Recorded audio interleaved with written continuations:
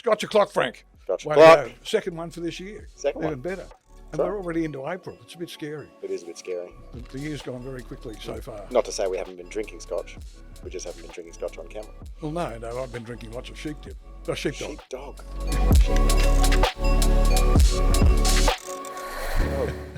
If you actually, this is one for you, and Daz, this is one for you to try. Yeah. It's peanut butter whiskey. Peanut butter whiskey. For anyone interested. Beautiful. Bloody delicious. Oh, yeah. Boy, like Aladdin couldn't wish for more, Wow. really. Now, are you ready for some whiskey? Yeah, let's. What do we try? Now, I gave you the research you were supposed to do before we started this, Yeah, but right? Have you done any of it? No. I'll do it when I taste it. Okay. All right. Springbank, 10-year-old, Campbelltown. Campbelltown. There's only 3 distilleries in Campbelltown. I forget the name of the third one, but Glen Scotia, Springbank, and the other one. Yep. Whatever it is. And it's going to be very much, it's going to give you a massive kind of punch in the face. Because it's 46%. It's 46%, but it's going to give you, but then it should have a really nice, sweet, Aftertaste. kind of mellow. In one of the videos I watched today, it said a melodic sound of a child singing. Is what the video Who said that? This is how people come up with this stuff when tasting. Yeah. I don't know, but here we go. One for you.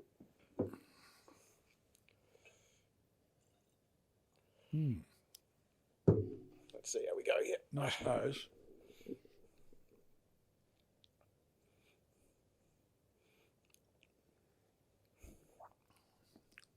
It didn't look like he gave you a punch in the face. No, it's It was nice. very eerie silence there for a little while, wasn't it? Yeah, that's nice. I like that. It's not too smoky like some of the other ones, but it's nice and clean. Bit of barley. Actually, I think Bit it's of nice. vanilla. I think it's really nice. Vanilla. I've had a couple of Springbanks before. In fact, I've got one at home. It's a cask strength, and that one gives you a punch in the face. Okay. I'll tell you that. But it is delicious. Cool. Very good. So look, we've got good way to start Scotch o'clock. yeah, absolutely, Good quality whiskey. Way Yeah. to go. absolutely. Well, it wouldn't be Scotch o'clock otherwise. Well, no. Well, we could call it sheepdog o'clock if we had the sheep. I think that would have definitely confused a few people. Now we've got some fun stuff to talk about today. Yeah. Really fun stuff, I think. Yeah. Stuff that people are Well, going to get where's- pissed off about, and stuff that people might enjoy or even relate to. Could be. But I figure first and foremost, we'll do our usual update of basically what the fuck's going on in the world Well, and what's going to be happening shortly. We got an election coming up. There's a whole bunch of other stuff going on in the world, and the immediate impact, the things that's going to happen, what people should be expecting, looking out for, waiting for. What do you reckon?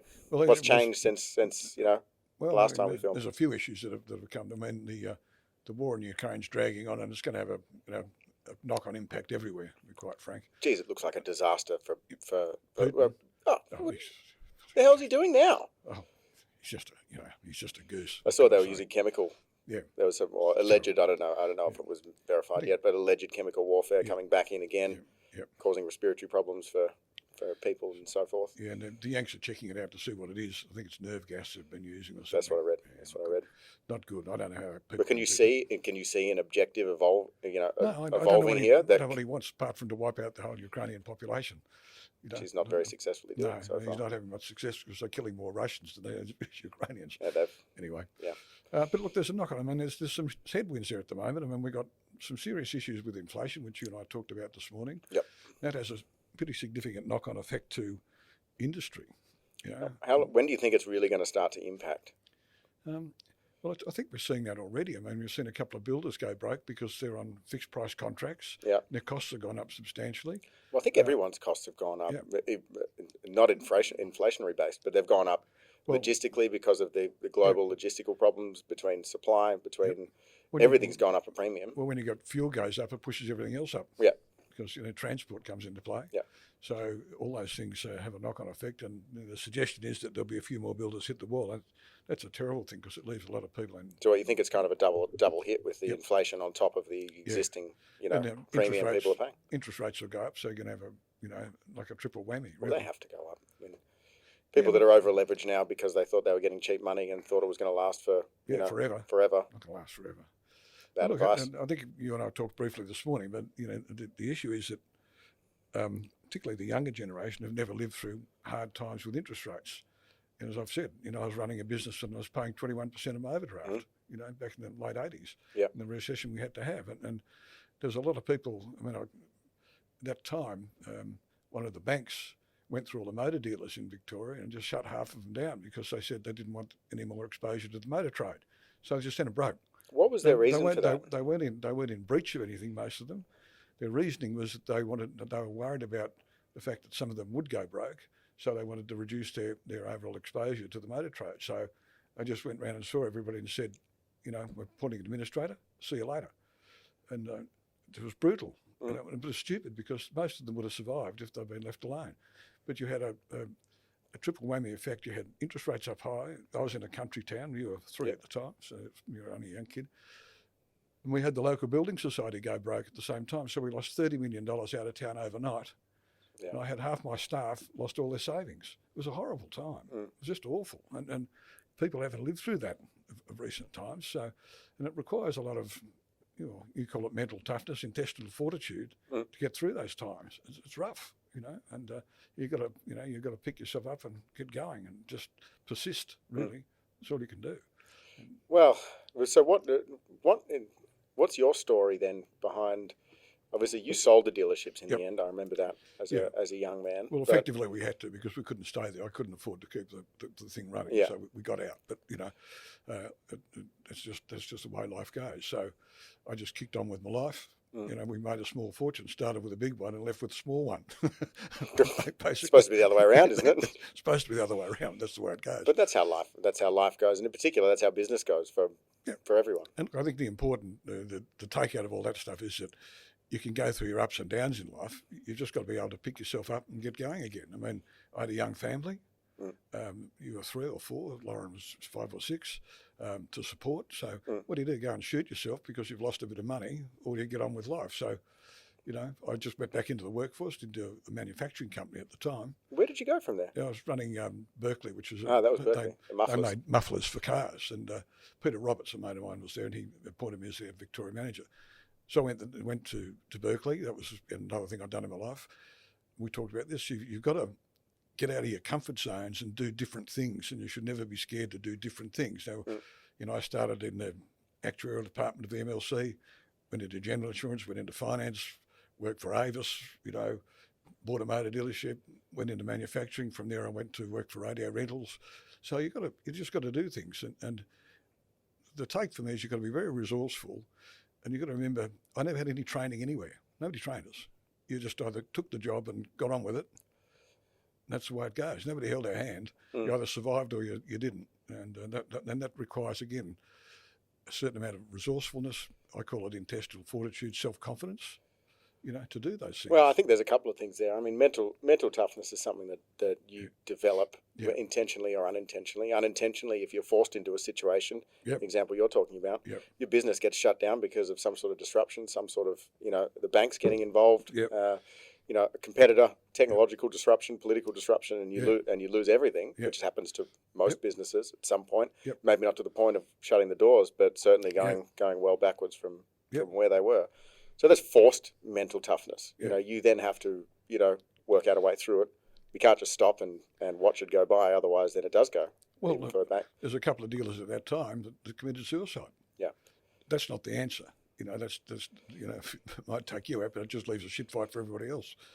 But the other point to what you were saying, so the mental toughness is something, but self-confidence is obviously something that's developed. I mean, this is quite upbringing based as well, so that plays a massive role in it. But so my question for you is, I suppose, how many times has it gone bad for you in your career? You've been in business a hell of a long time. Yeah. Because twice I've had to go through a rough time. Yeah. Once when a partner ripped me off, which you know all about. Yeah, I know all about that, and I see it all the time. And I had to basically start again. So, same thing. You sit there and do a bit of an assessment and say, well, what am I going to do? And effectively, that's when I started this business. Yeah. And I thought, well, one, we moved from Melbourne to Perth because we needed to get out of Melbourne, just have a change, and the family was over here. And I started this. And remember, I got here, I went back and studied. I wasn't an accountant at that point in time. Yeah. Went back and studied, started a little bookkeeping business. And there are things you've got to reassess and say, well, I've got to get on. I've got to move on. I can't just stop, and I can't give up What was I going to do? Go on the dole for the rest of my life? No, fucking excuse me, no way. But this is why I want to talk, a little bit about and hang on this topic a little bit, because I have a real problem with basically the majority of modern day business owners. Yep.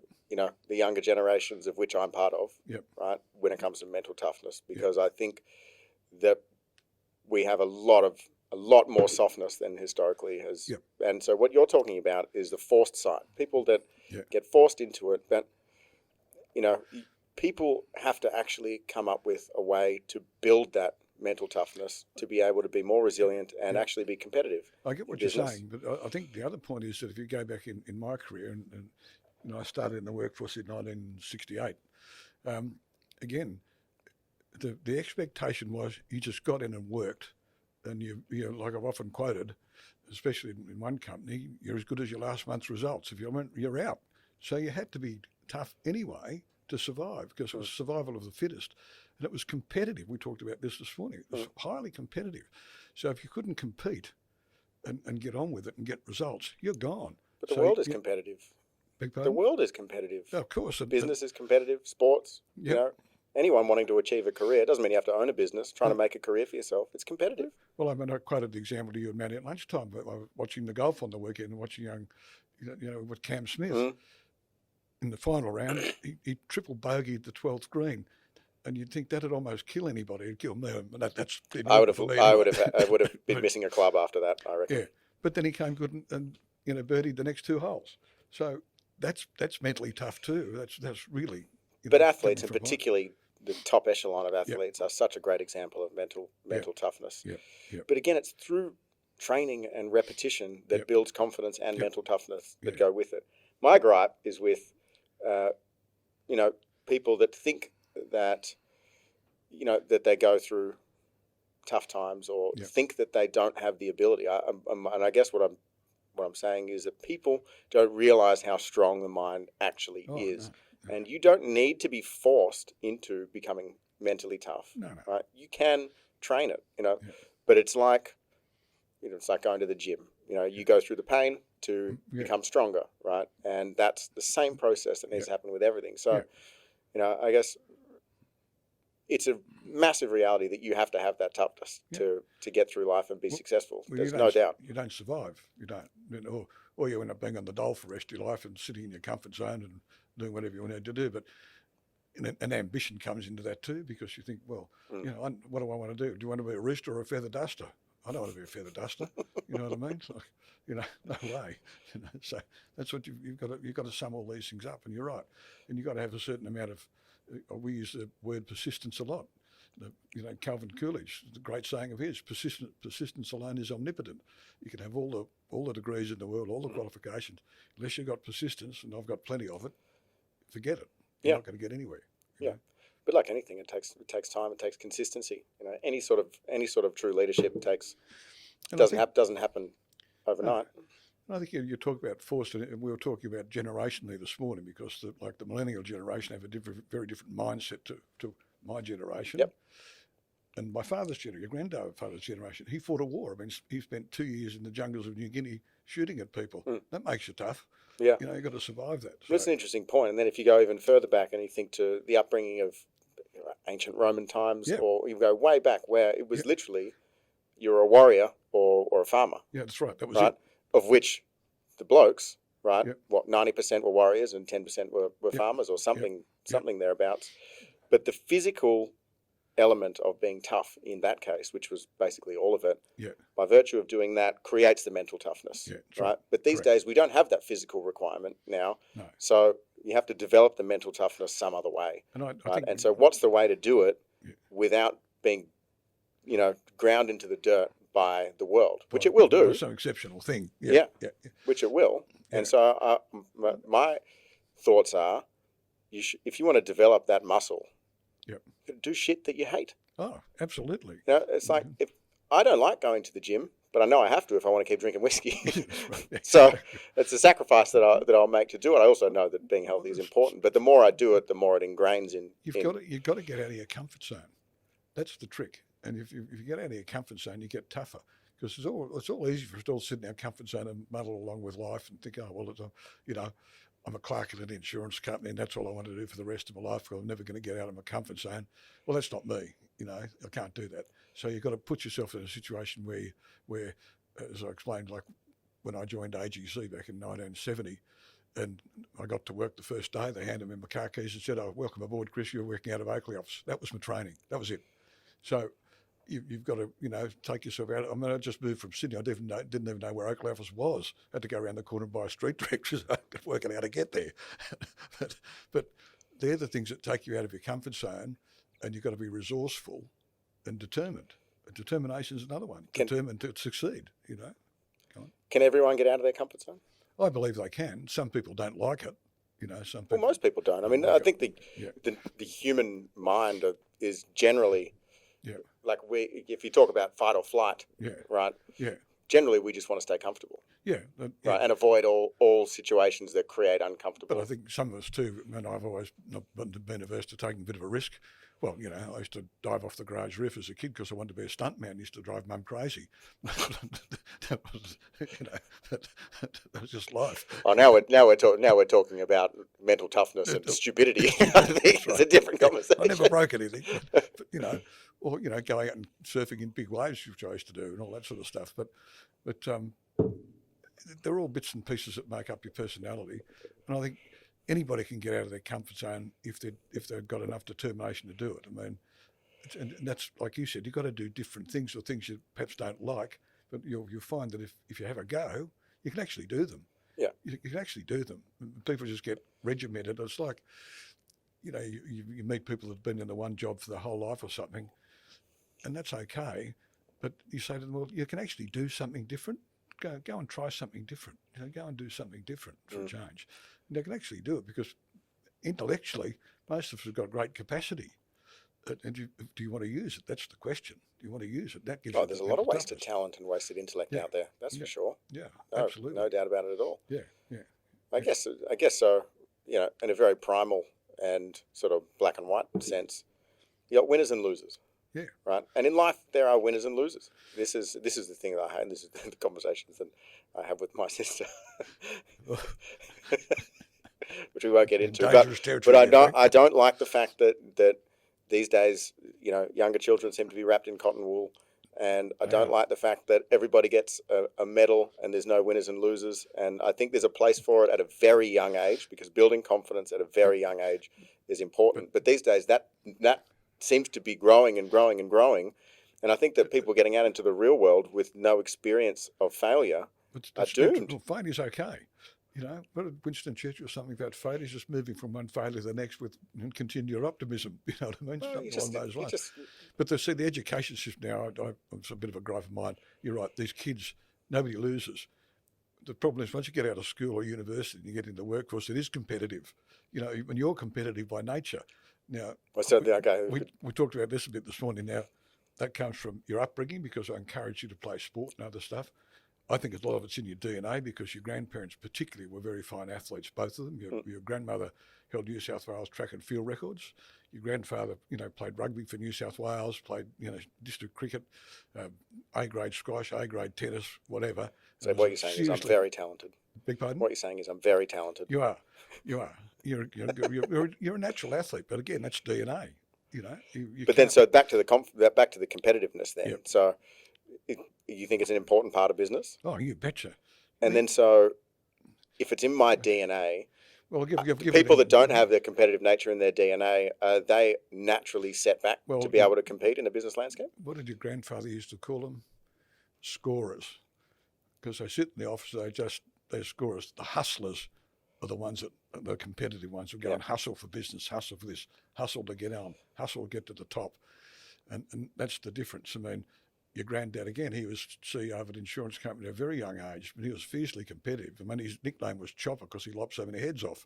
But that was the way he went. He was pretty ruthless, but he was competitive. And I think, again, it's bred into you. Your grandmother was, you don't hold track and field records unless you're competitive. Yeah.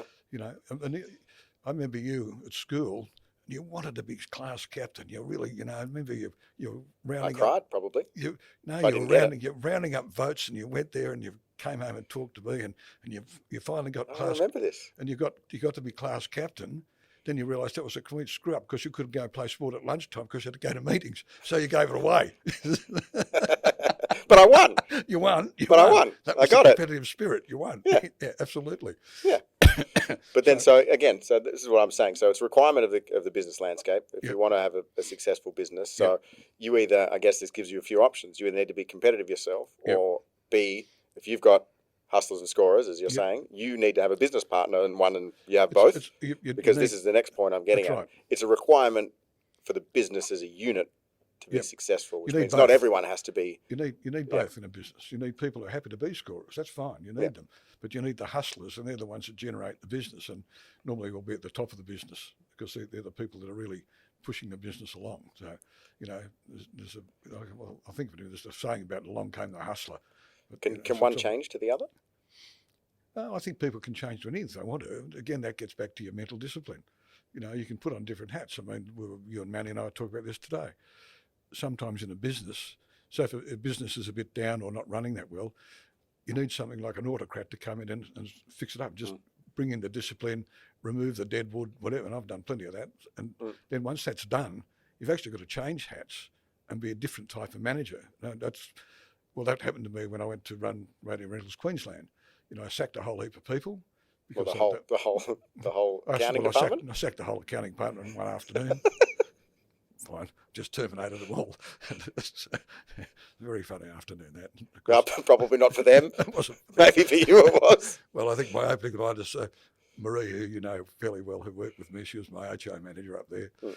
I called them in and sat around the table. I said, "Look, I've got some news, and unfortunately, it's all bad. You're all terminated with immediate effect." Well, this was because of a drunken lunch. It was, and they deserved to go because they tried to undress one of the technicians in the working area. So that was. Were they all males? There was girls that went to lunch. Yeah. And they tried to strip one of the guys after lunch. That was over. And the other thing was, I went to their immediate boss and said, "You get them back from the hotel now. Otherwise, there's going to be some serious problems this afternoon." And he rang the hotel and had them paged. They wouldn't come back. So when they did get back, and they had a go at this guy, that was over the top for me. I said, "No, forget that. You're out." Well, it's a blatant disrespect of the business. If your manager rings you and says, "Come back," and you don't come back. No, absolutely. But they've just picked the wrong guy in me, And then the director of HR from head office rang me and said, "You shouldn't have done that." He said, "You should have consulted me." I said, "If it consulted you, Paul, nothing would have happened," which was what would have happened. Nothing would have happened. It would have been all shoved. Then the CEO rang me, John, and basically said, well done.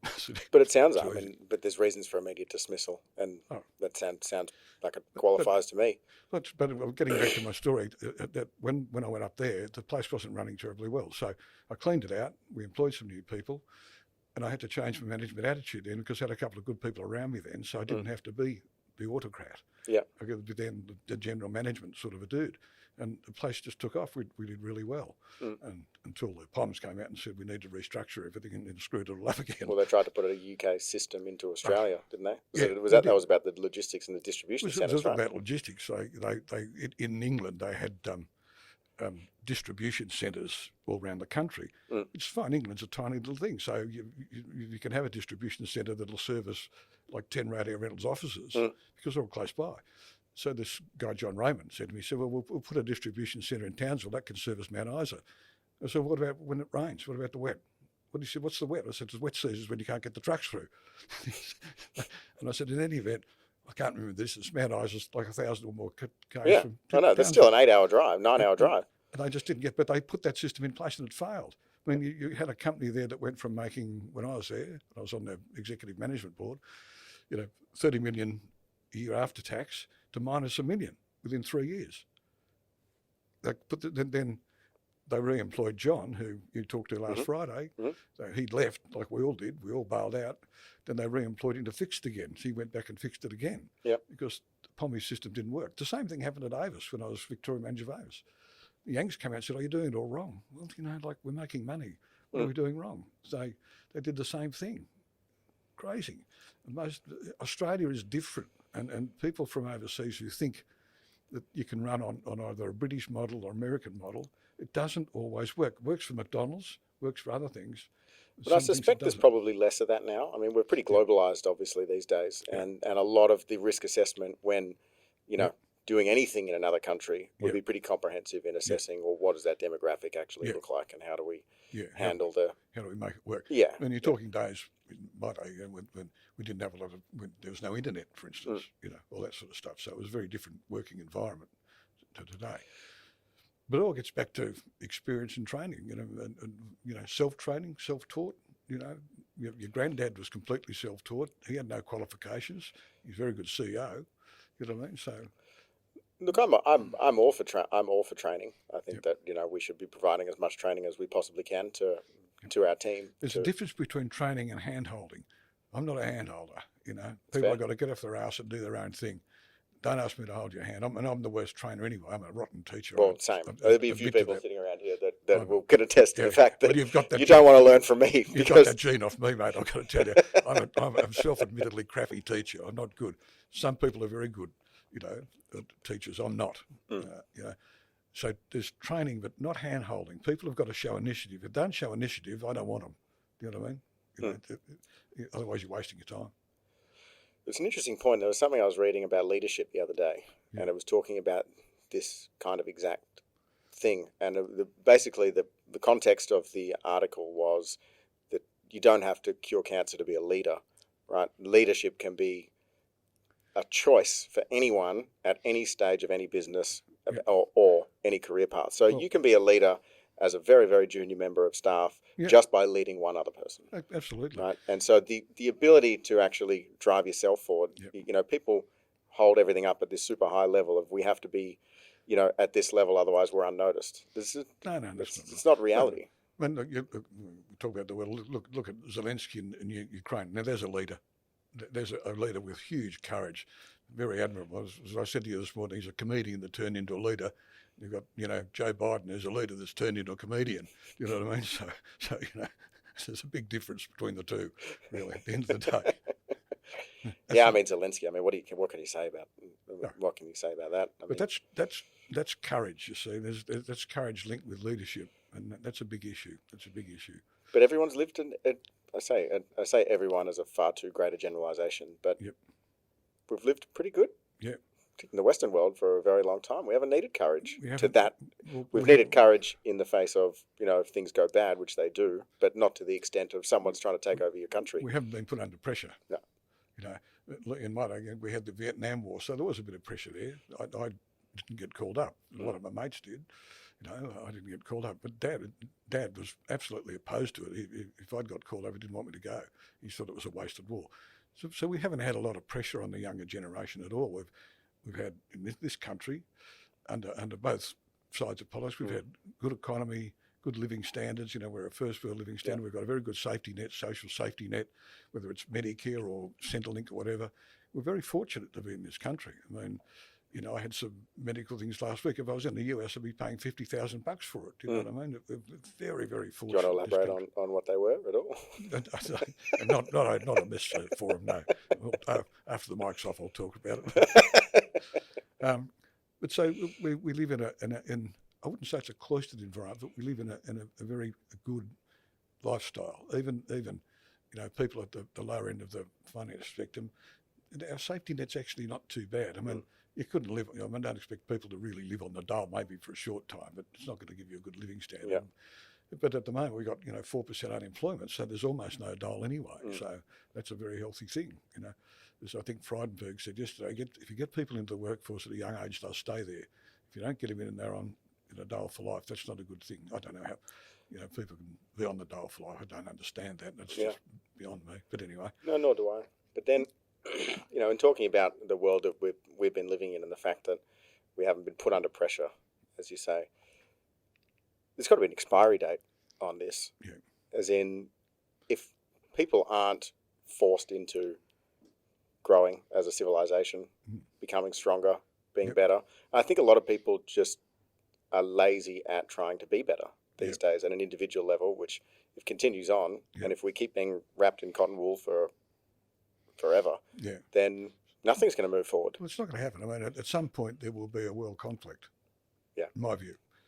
But do you think it needs to be that type? Like, how can we make people, the general population of the world, fight harder to push civilization forward? Yeah. When people, because I think people are just fucking lazy. Well, and comfortable, back to getting out of their comfort zone is becoming harder and harder for people. People now, they don't even want to call somewhere to order food because it's an uncomfortable situation to be ringing because they can do it on Uber Eats. Yes, right. They want to make a phone call. Yeah. People are just becoming so, it's soft. It's soft. And the smallest things make people uncomfortable. And the more we progress down that path, the less advancement this civilization is going to actually make, or the slower. Yeah. Like eventually it'll happen where something will go wrong. Something will go wrong, but it might not necessarily have to be military based or physical conflict based. But what else would it be? Well, yeah, you don't know. It could be cyber warfare. I don't know. Who knows what's going to happen? But somewhere along the way, and nature has a good way of doing this. You'll have something that'll affect the population of the world. Well, COVID's sort of an example because that's sort of frightened the crap out of everybody around the world, really. And as you said recently, that for me, overpopulation is going to be one of the big problems. Unless we keep that under control, how are we going to feed them all?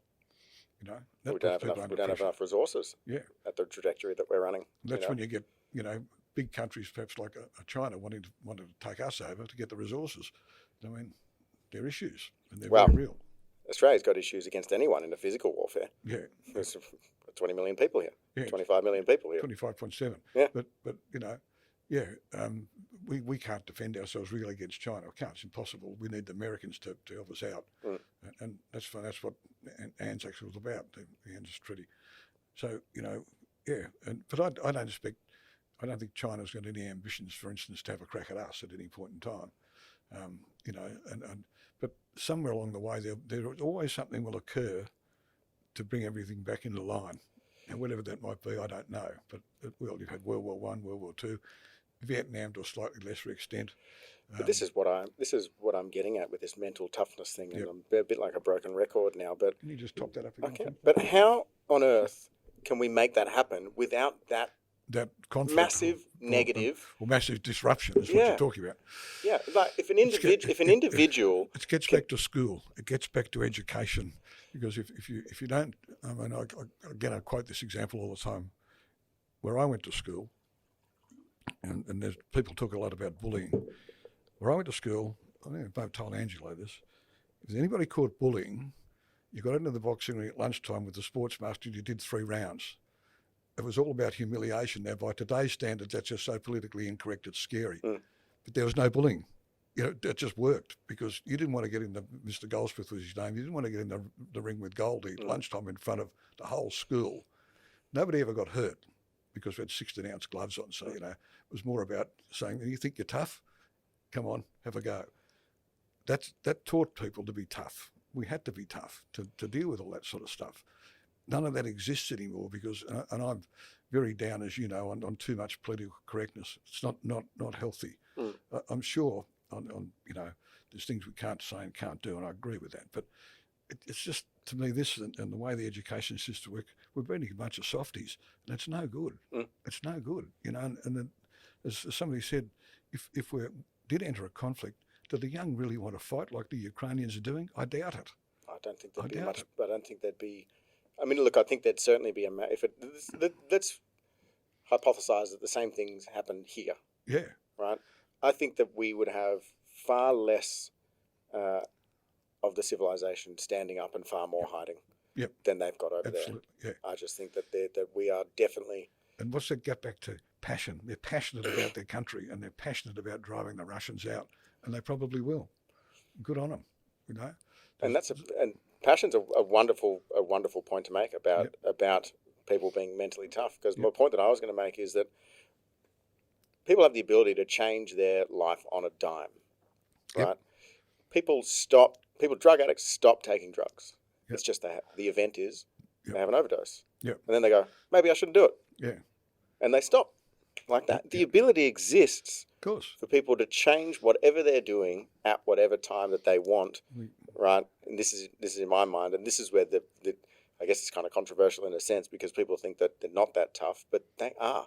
Yep. They are. It's just that people are waiting for some event that is so catastrophically bad to them that they're forced to do it, and then they do it, and they say, well, no, it's because of the event. No. You decided, based on the effect of the event, that that's not going to happen anymore, and you're going to change things. Or, We all have really unlimited intellectual capacity to deal with stuff if we want to use it, which is what you're getting. Which really goes back to your first point about mental toughness and all that. It's there.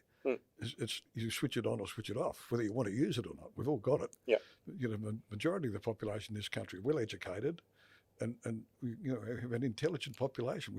We're not a bunch of gooses. We have a highly intelligent, well educated population. Although I'm not sure about the education system, how good it is at the moment, but in real terms, we're in a pretty good position. So people should leave school or university knowing that they can actually achieve whatever they want to achieve if they want to have a go.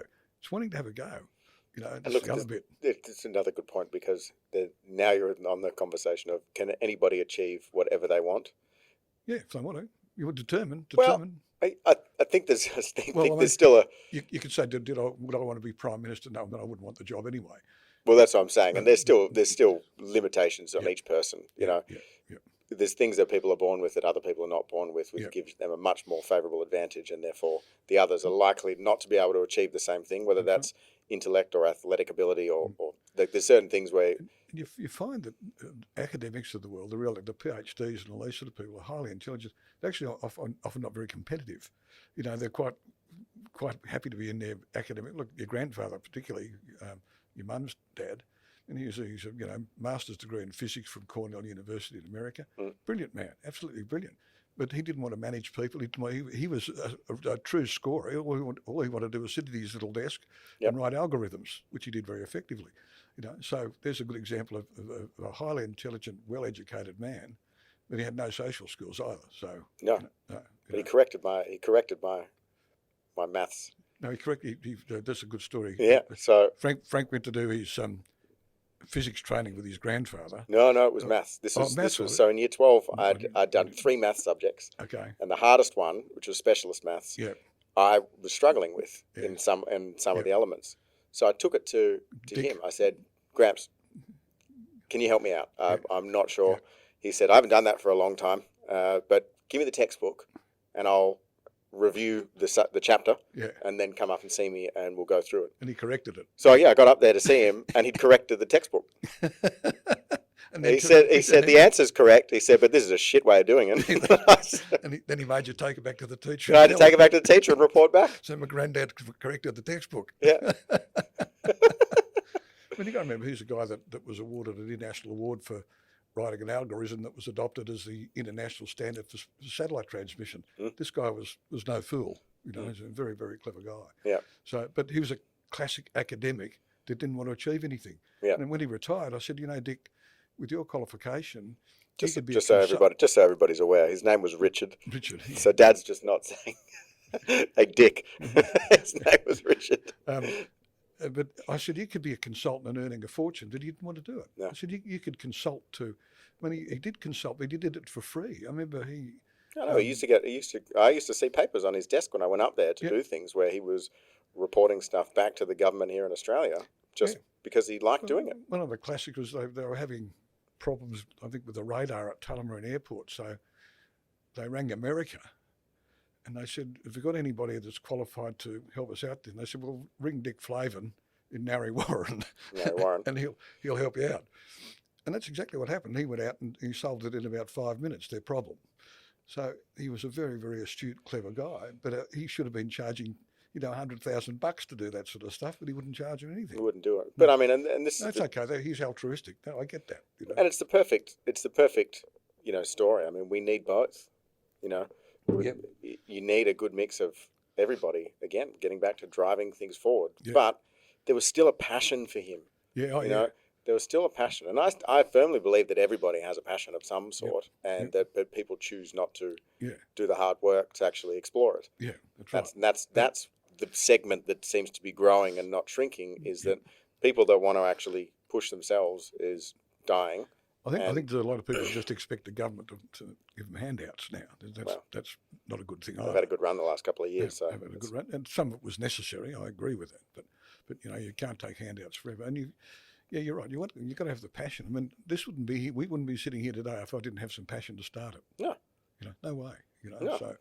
So, and that's my little legacy in life, or one of them. But I wouldn't have come over if I. I wouldn't have come over if I didn't have. If I was and the reason that I came over here, aside from wanting to be part of it with you, was that I was in a job which was a good job for my age. Yeah. I was very highly. You had nowhere to go. I was quite high up in the company at that point. Yeah. But I was only 22, yeah. and I had nowhere to go. Yeah. And so, if there's nothing more for me to achieve, then.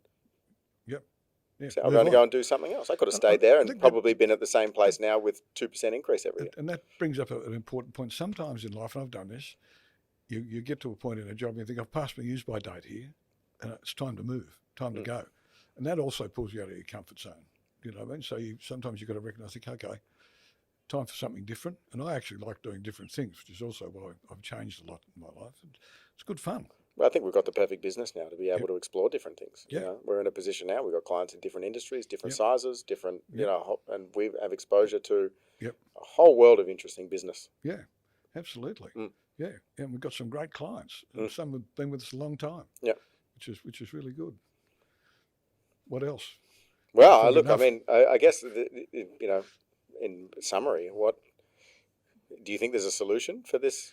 The growing number of it just sounds like there must be a much more eloquent way to put this, but do you see a solution to the growing number of or amount of softness we have in our up and coming generations? I think it, again, I'll go back to it. It gets back to education for a start. But experience has got to be more valuable than education, doesn't it? Because if the required success, the required way to succeed here is to have more mental toughness, and mental toughness is really only derived from experiencing heartache and hardship. I think you're right. You've got to get people into the workforce for a start, and then it's up to management too to pull them out of their comfort zone occasionally and shift them around, and that's happened to me heaps of times, and so that gives you some of that, but gives you experience. And again, to quote Calvin Coolidge, the world is full of unemployed genius. Persistence alone is omnipotent. So you've got to persist, and you've got to have a go, and you just got to you've got to gain experience. As your grandfather said to me, in fact, 2 days before he died, he said, "Mate, I'd love to give you what I have up here. I'd love to give you my experience, but you can't put an old head on young shoulders." And that's very true, because you've got to learn from your own experiences in life, and deal with things. And we all have to deal with tough stuff in our life along the way. I mean, whether it's, I've got lots of mates going through divorces, which have been very, very emotionally draining. I lost my parents, your grandparents at a very young age, and that's tough. Well, I didn't meet them. No, they were both dead well before you were born. So there's all these things, but they mould your personality if you handle them the right way. And I think too, a lot of it comes back from the way your parents bring you up, which is really important. So you had a tough mother, who gave no quarter at all. But this is what I'm getting at. The things that you just talked about. Yeah. Family members dying is inevitable. Yep. Friends dying is inevitable. Yep. Relationships dying, divorce. Yep. Maybe not necessarily divorce, but that is inevitable. Businesses or professional career failures are inevitable. Those things are going to happen no matter what. Yep. What I think has disappeared is the little things that make life hard are being hidden now. So your comment on training, and no one ever gave me anything, they just gave me the keys to the car and said, good luck, meant that everything became up to you. Yep. If we write a training manual that's so comprehensive that someone comes in and works here, and for the first 3 months they have no challenge, right, then we're preventing them from growth rather than actually helping them grow. Yeah, absolutely. Right? And so where's the line, and how do we actually create an environment where we put people out of their comfort zones so they professionally and personally become better, but on the contrary, the expectation of people these days in coming into businesses and things like that is that have their hand held. Yeah, that's all wrong. And that's where I see is a major problem. That's got to change. It's like as a kid, your parent is like having chores. Mum and dad, can I have money? No, take the bins out, mow the lawn, do this, and you get your $10 or pick up whatever the it dog was. Pick up the dog poo, which you hated doing. Yeah, of course. Of course. I just used to hide it, didn't I? But you're right. So, yeah, that thing. And I think when you bring people into business, certainly there's got to be guidance there. I think that's different to just, giving them a worksheet that they can work through the next 3 months to work out what they're doing. Give them guidance, but let them use their initiative so they do develop as a person. That's the trick. I think that's one of the tricks anyway. Absolutely. Absolutely. I think we can play a role in people's personal development as a company, and I think everybody should be trying to. Yeah. If parents aren't putting them through failure, if schools aren't putting them through failure, and if we don't let them fail in the business, and they've never experiencing anything that's going to allow them to grow.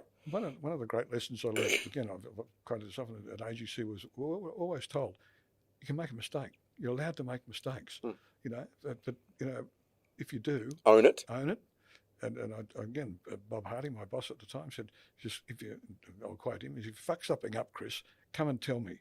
We never are criticised for that. You go and say, Mr. Harding, look, I made a blue here. Good, what are we going to do to fix it? Give him a solution. Yep. Nobody ever got criticised for it, ever. If you did it the second time, that was different. It's different. Yeah. So, you learn from your mistakes. Yeah. You learn from your mistakes. And the other thing we're encouraged to do there was to make decisions. So if I couldn't find my boss to do something and I needed to do something in a hurry, I would make the decision and go and tell him, I made this decision. As long as you could justify it, that was cool. Even though you might have overstepped your authority. And if it was wrong, then I would be happier with someone making the decision and then helping them fix it, than not making a decision and something going wrong. And that's why the culture of that company was so good, because people were encouraged to make mistakes, make decisions, and get on with their life. It was a great breeding ground. I mean, most people that left there after when it was sold to GE Capital, and I still talk to a lot of people, have all had successful careers subsequent to that, all of them, because the training was great. But that's what I want Alderton to kind of be, as a firm, to contribute to. I mean, there's going to be people that work here that shouldn't work here for their entire careers because it may not be the right firm. But I want to be part of creating their professional development, actually, in a way that they can go the right path. Your grandfather used to say one of his greatest pleasures in life was training, helping young people grow, developing young people. And he really got a lot of pleasure out of that. And the people that he didn't whose heads he didn't lop off. And look, I think we can. Liked him. I think that most businesses are not great at this these days, and I think we're certainly guilty of probably not doing it as well as we should do. But I think it should be a big focus for everybody. Yep, absolutely. Definitely. Way to go. Okay. I didn't even get to tell my joke. Have you got a joke for today? Joke for today. You can't say that. You can't say the one that you told me earlier today, though. Oh, no. I'll tell Angela that one later. You'll like that one. Angela will like that. Oh, like little Johnny's in class, you see.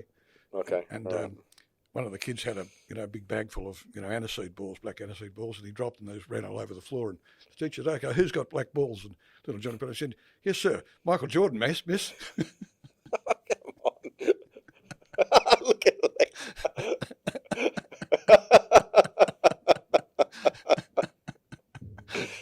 Okay, there you go. What a way to finish it off. To wrap that up. Gotta love little Johnny. That's right. But in summary, all businesses, all firms, everyone should be working to build grit and resilience into their team members and into their executives, because mental toughness and competitiveness is just a requirement to succeed in anything, business or otherwise. Absolutely. Couldn't agree more. Summary enough? Summary enough. Cheers.